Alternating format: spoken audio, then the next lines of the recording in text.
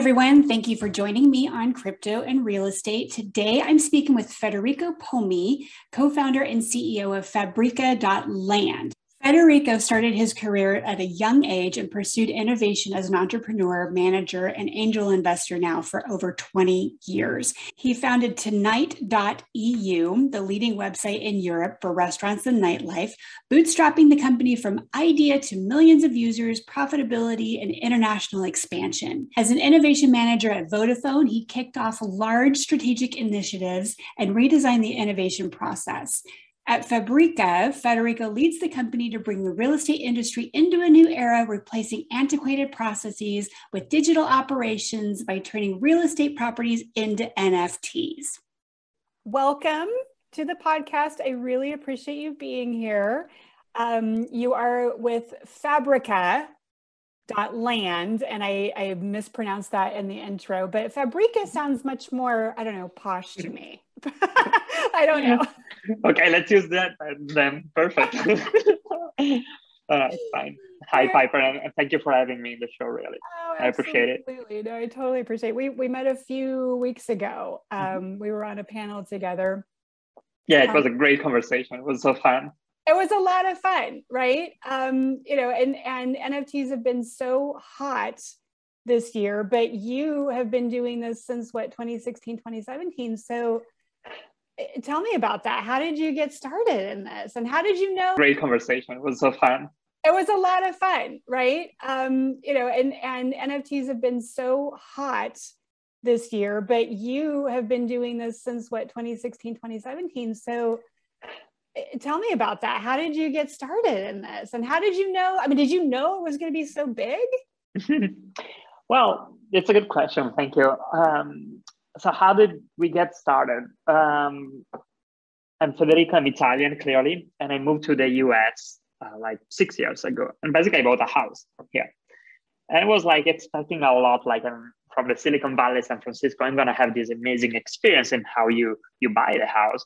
And well, I'll tell you what, in terms of finding the house and working with agents was great. I loved it. And then I got to the closing, and that was not the experience that I was expecting. And I started wondering, why does it have to be so hard and it takes forever? And you know the story, you probably heard it, and you go through it very frequently, and you know what it is like for your customers, for people involved in real estate. The whole title, escrow, closing experience is really stuck in the past, in the Middle Age. And so I started digging into it to understand it, and understand also the title insurance component and how it works, and why there's such a concept of title insurance in the US, but there's nowhere else in the world. So it was very peculiar that I had to pay thousands of dollars to insure myself, that I was the owner of something that I had just paid. That was why? Leave me alone. Sort of thing. So that's how I started digging into it. At the same time, I come from a tech background, and I was into the blockchain space because it was very exciting, early days, a lot of opportunities. People were building these rudimental tools, but you could see the potential there. There was something big that was about to happen. It was clear. Yeah. And I don't know, I said, well, that kind of would make a lot of sense for real estate. You have a tool that allows you to move assets, to move ownership, to handle ownership in a completely new way. And it's going to change the world in terms of how we move value. And well, they told me real estate is the largest asset class in the world. So it makes a lot of sense to have the perfect tool to move ownership for the largest asset class in the world. So we started looking into it, doing all of the possible research. And it was about that time that NFTs, the technology, was being developed essentially. And by looking at it, I said, well, that's exactly the thing that we need for real estate. Let's see how we can put it together and how we can use it for real estate. Long story short, it took us some time to figure out the right legal structure and several things and regulatory framework and so on. But fast forward a few years, and we now have tokenized hundreds of real estate properties as NFTs. That is amazing to me. How does the transfer work with an NFT, and how is that legally binding? Yes, well, I think it very much depends on how it's designed. So there are different approaches to that. I can tell you about how we do it, and but more or less, other approaches are similar to what we do. So what we do to bind the real asset to its digital representation is that we basically set up a legal instrument, a trust for the property. And what we do is that we record, we grant the title of a property to that trust. And we record that deed at a county recorder. So if you go to the county recorder for any of the properties in our system, you will see that it's held into a trust that has a name like Fabrica.land Trust. But the very peculiar thing is that the trust agreement is written in a way that says that whoever owns or is in possession of a specific token that we have issued at the same time, whoever is in possession of that token is the beneficiary of that trust. So effectively, if you own the token, you have full rights and control of the property through the trust. From that moment on, you can take this token, transfer it, sell it, borrow against it, fractionalize it, bundle several tokens together and create a fund, do all you want by just operating on the token fully through software. And when you operate on a token, the super cool thing is that you don't have to go through the county records anymore. You don't have to run title over and over again and pay for insurance over and over again. Since the property stays in the name of a trust at the county records, what changes is who is the owner of a trust in a short way. Wow. Okay. So then when you transfer, the trust over, sometimes it's an LLC, but not really with you guys because you guys mainly work in trusts. Correct. Why, real quick, why is that? Why a trust over, say, an LLC? Well, setting up a trust costs us basically nothing. Yeah. You don't have to. Yeah, we have. Let me say, we clearly designed the trust as a custom design trust, developing it with several law firms across several states. We have a full-time real estate attorney in the team. It took some time and it was very expensive. But once it's done, we can set up as many trusts as we want. And you don't have to set up like a whole LLC structure and pay for the yearly franchisee taxes or all the overheads that come with an LLC. A trust is a much lighter instrument, so we can spin up as many trusts as we want. And as a token holder or property owner, you don't have to pay anything to keep it up and running each year, while an LLC does have way more complex and expensive setup. Okay. And that works.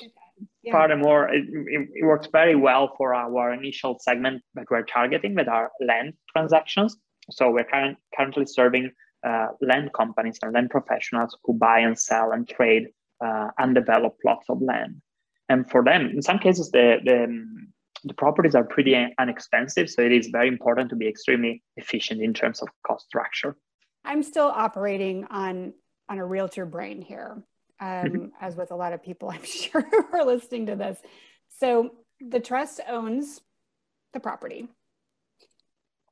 The trust changes hands, and that property goes with it. So then I guess it would be up to the new owner to do their due diligence, because in a regular transaction, even if it's in a trust, we've got a mountain of paperwork, we've got all this due diligence. Some things can be overlooked since it's in a trust. They don't have to do certain disclosures and whatnot. But how do you know that you're like, say, if it is a piece of land or even a single family structure that's on this land or whatever, how can we, or is it just like a non-issue? I guess my question is how can we do our due diligence to make sure that, I want this piece of land, I got to make sure that it's not on a fault line, or there's some funky mineral rights or something. So how does that work out?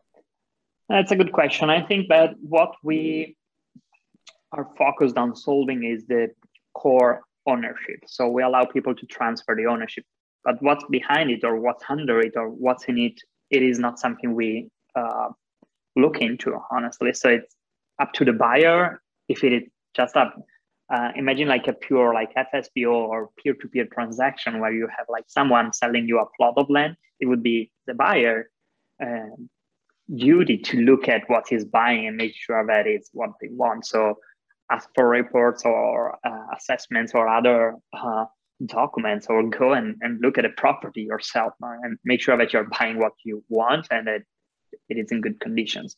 Clearly, when you look at more valuable assets and properties, you do have traditionally agents and brokers involved, and that is a good part of the job that you guys do, is make sure that yes, you're buying the right thing, and I'll help you do that, and that will always be very important. So we're not touching that part. Yeah, I think so. I mean, it's part of our job, as realtors, is to make sure that our clients are being taken care of, whether it's buyer or seller. So, correct. So then, and forgive me if this is a dumb question or not, I don't know. There's been talk about being able to do kind of like I know you guys aren't doing this, but would it be possible to do kind of like a Carfax, like being able to put everything that's going on with that property, whether it's land or a structure, down to the appliances, all that, in like have that up on the blockchain, where it's accessible, and then also do the due diligence too, but you can actually, have it right there. Yes, it's a great question. And we're talking with other companies to see how to enable that. I think that you start from the core basic foundation, which is ownership. And that's what we wanted to bring on chain first, because that's the value the blockchain solves, like move and transfer ownership. Then around that, you can create all the layers to give, oh, you know what, it's not just a legal description. Someone went there and did a survey, and the survey is attached to that. So, okay, I'm buying a property where I'm sure that the ownership is right and I can buy it instantly. And there's also a survey, so I know a bit more about the property. And then someone did an inspection and is again attached to it. So you're starting to go from a small piece and adding layers to it that basically give you a very good and deep understanding of the whole property. And you have it's like a passport at that point of a property. I love that idea because, as you know, as it is right now, it's also our job to, pull in the title, pull in the inspector, find out if there's any kind of, environmental reports that have been done on it. We have to go, depending on what city you're in, at least here in Southern California, you've got to go to the city and pull a building report. So we're herding cats every single time we do a transaction, and it would be incredible to have all of that information in one place and updated as it goes. Oh yeah, that would be a great day, wouldn't it? At least for me. I don't know about anybody else out there. So, and then on top of that, you're able to code in royalties.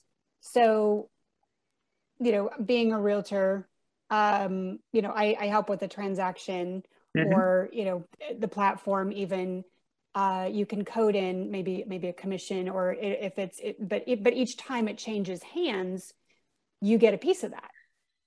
Well, that I don't know. I think that is something that other companies are suggesting that could be the way to have a new way to transact.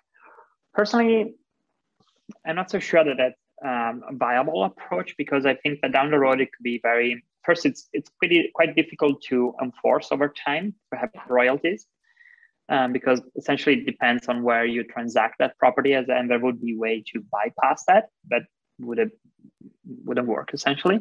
And the other thing is that I don't know if that's exactly the interest of like the homeowner down the road. Like after 10 transactions, you're still paying someone who helped with 4 transactions ago. Well, I don't know. Yeah, what they have. I don't know. Yeah, exactly. No, I get that. On paper it sounds great. I mean, I can make 2% commission every time this thing sells, but then you run into those issues as well. Yes. So and really, I don't have a strong position, letter opinion. I think we'll see. People will try different approaches and do different experiments and try new models, and we'll see what will be successful. But the important thing to understand is that the moment that ownership is digital, as it is, and once it's tokenized, you can experiment with many of these models and see what will work well for everybody. So you might be in a position where you'll use royalties, and like your first commission will be low maybe, but like down the road you're basically getting money every time that it gets resold or that the price of the asset increases. There are like several ways to design new approaches to ownership, where even like the way we own houses or like pay for the mortgage and so on will probably be completely different in 10 years from now, because someone will find a way to develop a new way to finance your house because there's a new model of ownership.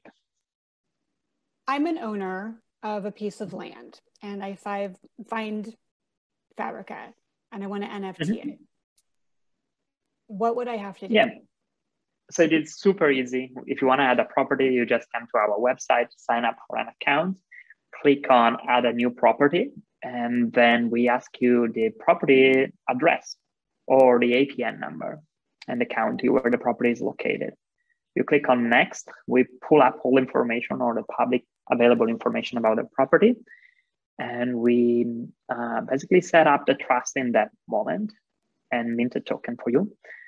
And you sign the trust agreement and the deed directly online to notarize it online. We record at the account in the background, and you get and the property is on your portfolio page right away. And if you want to sell it, you click on sell. You set the price, and you get a link that you can include in your listings and share with your customers or potential buyer, include it in your social media, on Craigslist, wherever you want. When a buyer comes along, click on the link and they go through a checkout process, but it's basically like buying something on Amazon. So you connect your bank account, agree with the price and condition, you click on buy now, and you are the owner of a property in a matter of a few minutes. It's that simple. I'm not kidding. And then, so the deed then still has to go through like the counter recorder though, right? And it's still... So let me split the two things. Let me be very explicit. When you add the property to the system, the property owner signs the deed that puts the property title into the trust, and we record that at the county recorder. Got it. From that moment on, there's nothing that gets recorded at the county recorder anymore. Wow. So every subsequent transaction happens purely on chain. Okay. Happens purely through the digital representation of the asset. So no documents are recorded at a county anymore. Okay. We do notify, it is important to say, we do notify the tax assessor at the local county that the trust has changed hands, so they know who is the person that has to pay the property taxes, basically. But it doesn't touch the county recorder anymore. I think this is a genius approach to real estate. However, what does this do to real estate professionals? Mm-hmm. Well, it's a large group of people. So I think we should be very explicit about who we might end up replacing and who we will help. Okay. And I think that the candidates for substitution or like reduction of duties are title companies, title insurance, the county recorder, mostly. Okay. In different shapes, I would say. So we'll see how that will play out because of different things, because of several things that you do in a transaction. In terms of real estate agents and brokerage, our approach doesn't necessarily change their business or how they work. And my personal opinion is that, of course, the job will change a lot in the next few years, as it happened in other industries. But I believe that the role of the agent will still be very, very important. And furthermore, even more for important transactions, like when it's your house and it's very valuable and it's important piece of your life, an important investment, people do want to have someone. People want someone who helped them do those transactions. So I think for many people, it will be through the same approach. In other cases, you will have probably for simpler assets or like houses that are pretty standard.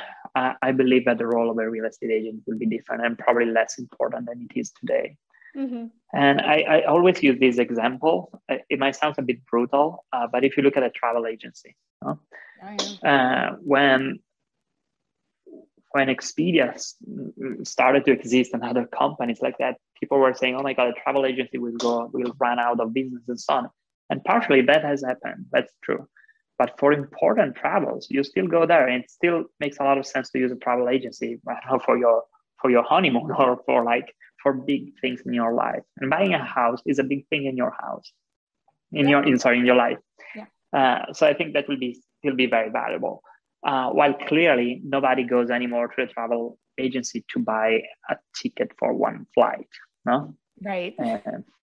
That's how I imagine your job will change in the future. Yeah. Which does it make sense? What do you think? I'm curious about your perspective. I'm with you. I mean, it's still, especially with houses, it's a very emotional process. You know, I don't care if you're a first time home buyer, there's some kind of a life event that happens where you're like, I need a new house. You know, it's my first time. We had a baby. A pandemic happened. It turns out I'm going to be working from home for a couple of years now. We need more space. You know, it turns out I'm not, since I'm not commuting, I can live anywhere. And so I'm going to move to the beach. I don't have to be in the valley, so there's a lot of that. Yeah, I mean, part of our job, yes, is pushing paper around, but a lot of it is advising. And I know this area, I can help you. And a lot of times we're therapists too, when things start to go sideways. I don't think that that's going away anytime soon as far as residential. Now, commercial's completely different animal. It's all about the numbers and does this make sense? And it can be a much smoother, on paper transaction. So, and frankly, I think that at least for what we do and how I see it developing, I think that we will empower real estate agents with more tools in a way that will allow real estate agents to say, "Hey, I take care of your transaction end to end. Come with me. I'll show you the house that you'll want to spend the rest of your life in. We'll pick it together.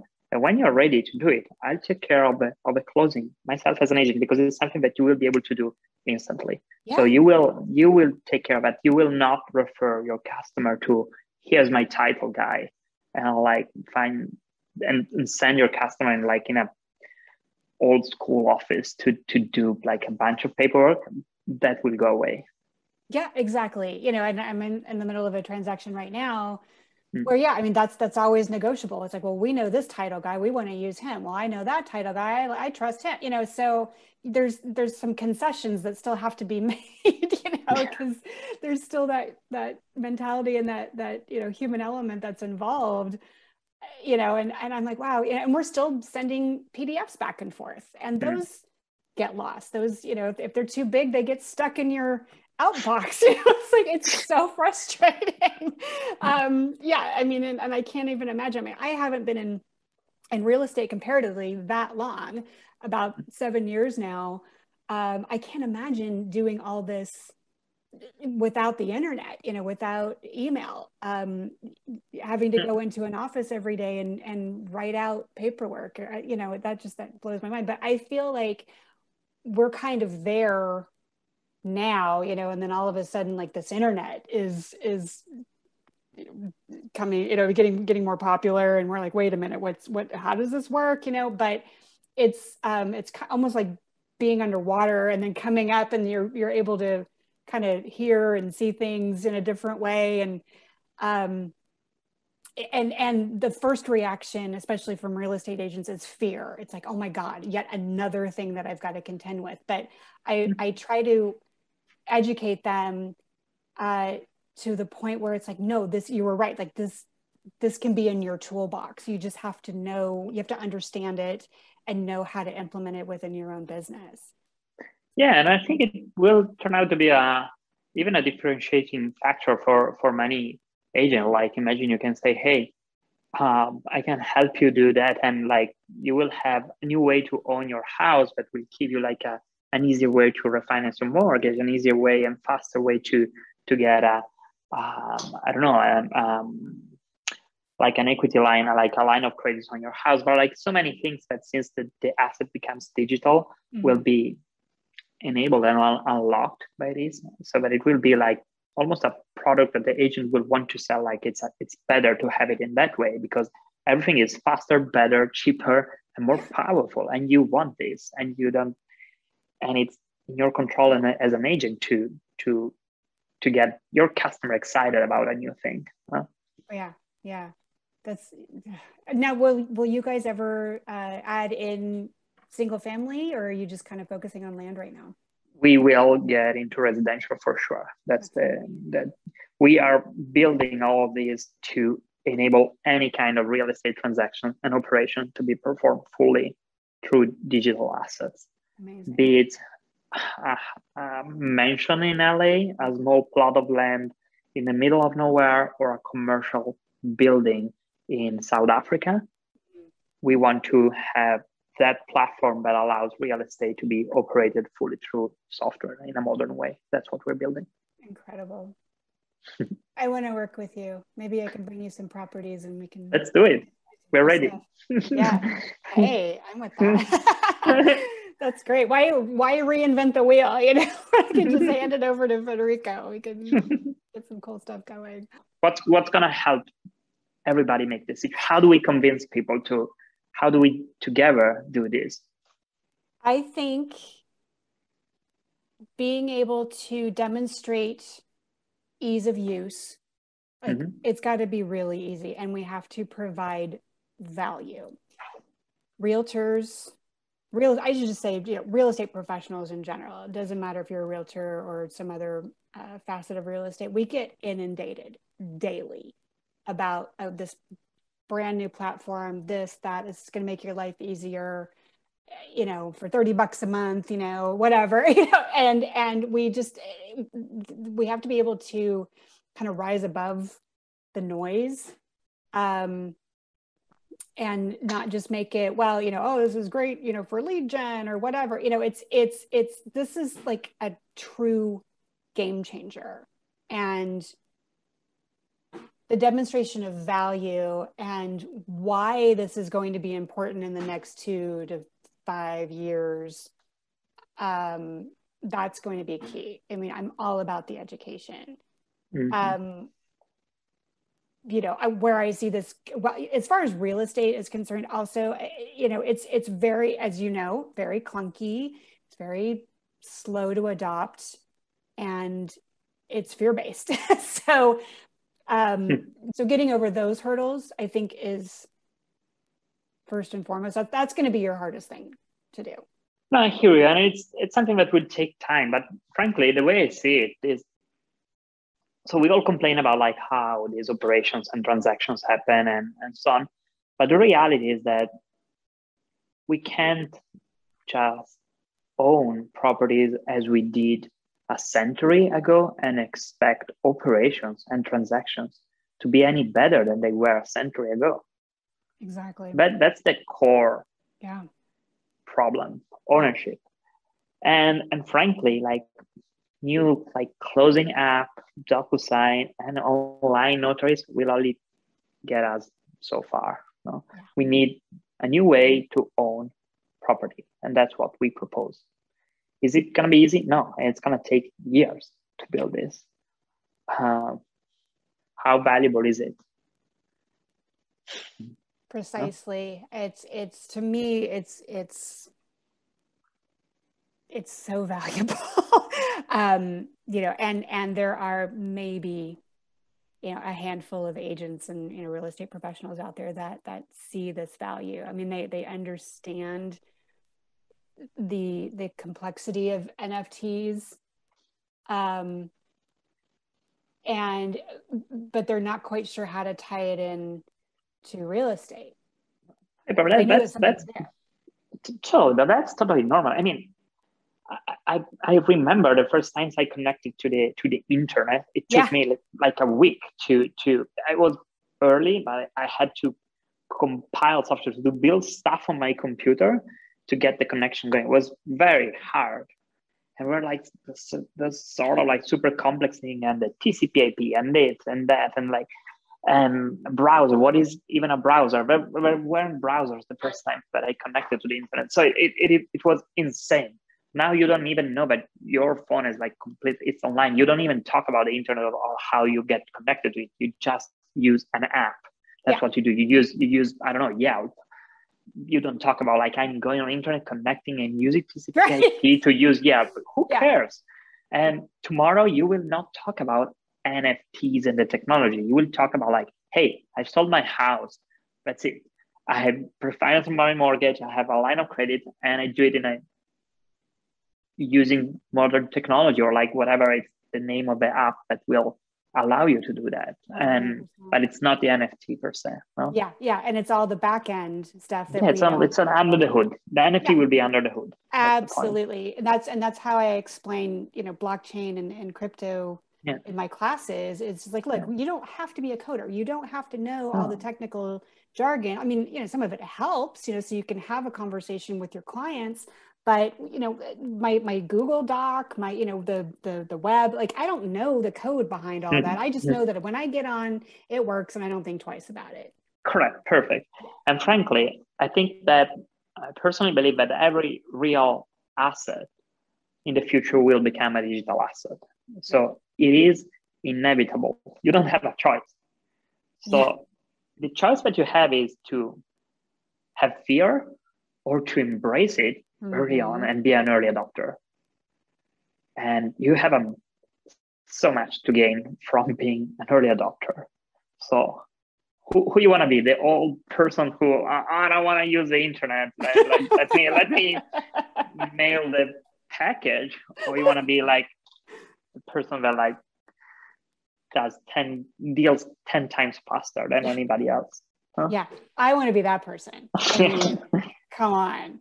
Yeah, right. Yeah. And by the way, it's so much. It's just fun. It's so much more fun. Yeah. Why you want to be stuck in the past? Like, just embrace it and have fun. Yeah, it might take you a little bit to understand it today because it's still complex, and I hear you. Yeah. But it will improve your life. It will make your life fun. Yeah, all around. I mean, yours, buyers and sellers, and the whole process. I mean, it's just yeah. When digital photography was introduced, people were like, "Oh, that's cute. I can like print my pictures at home, and it takes me like 20 minutes instead of like having to send it to the lab and wait a week or something." Yeah, that's nice. I see it. Some convenience, maybe. The reality is that digital photography, it is what allows us today to be talking in real time on a computer screen, and it doesn't matter where we are. Yeah. So you don't even acknowledge it, that digital photography, what we're using now on Zoom, no? Yeah. But that is, when a technology changes like the foundations of the things that we do, people don't realize that unlocks like use cases that we cannot predict today. What will you do in 10 years from now when your house will be a digital asset with all the flexibility of using part of your equity? Maybe you'll pay, like something crazy that I like to think is that since it's a new way to own and super flexible, maybe we'll start paying the architect or the contractors that work for you that helps you remodel your house with cash and a bit of equity of your house. Why? Because it's super doable and it aligns the incentives of people to do a good job. Yeah. Wouldn't you want to have your architect owning like 0.5% of your house? Wouldn't that be the perfect incentive for them to do their best job so that when the house is resold, it goes like at a higher price because they did a good job and everybody is happy about it? Huh? Yeah. So these are the things that could happen tomorrow with a new model of ownership. Mm-hmm. Oh my God, let's get to work. All right. So where can people find you? It's Fabrica.land, right? Correct. Or you can find me on Twitter. I'm okay. at Fedepo, Fedepo. And yes, drop us an email, add a plot of land, buy a plot of land from our website and play with it. That's a great way to start to understand how it's gonna roll out in the future. Awesome. Okay. Well, Federico, thank you so much. Thank you, Let's do Piper. this again. Let's kind of, keep in touch, and, as things progress, and then, we'll have like 2.0 soon. Yeah. And thank you so much for having me. Really great conversation. Absolutely. I love chatting with you. Yeah, you too.